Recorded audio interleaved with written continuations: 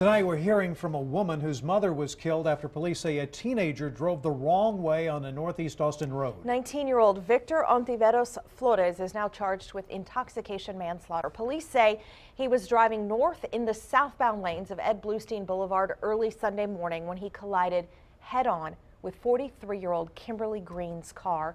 And KXAN's Lindsay Bramson spoke with Green's family, who is really still trying to cope with her loss. Lindsay. Yeah, Shannon and Robert, they all tell me it seems like a bad dream they're just not waking up from. Family and friends describe her as an outgoing, caring woman who always put others ahead of herself.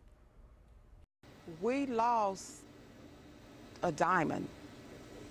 She came through when nobody else could come through, and she did it with a smile. Shay Tillman was the last person to say goodbye. One of Kimberly Green's best friends. She says Kimberly was at her house Saturday night celebrating her husband's 54th birthday.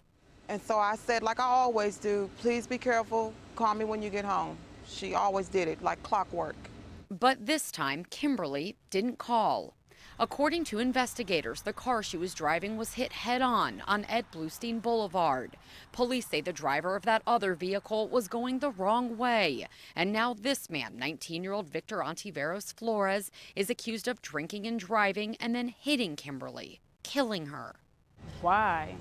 Of all people that are on the roads, why my mom? Mercedes is the oldest of 3 girls, now left to take care of her baby sisters. She has a message for the man police say is responsible for taking their mother away from them. If it was somebody else and your mom was in the car, how would you feel? You may have got a little bump, a little scratch. My mom lost her life. These young girls should not be burying their mother. I shouldn't be burying my best friend. No way. It's too early.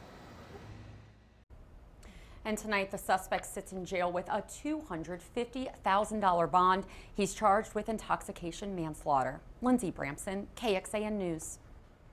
This crash is just the latest wreck involving a driver going down the wrong side of the highway. Just 2 weeks ago, authorities say a woman was killed while driving on the wrong side of Ben White Boulevard early in the morning, hitting another car. And earlier this month, we mapped out all of the wrong-way crashes since 2014, and you can imagine many take place on the one-way streets in downtown Austin, but about 10 happened on U.S. Highway 183.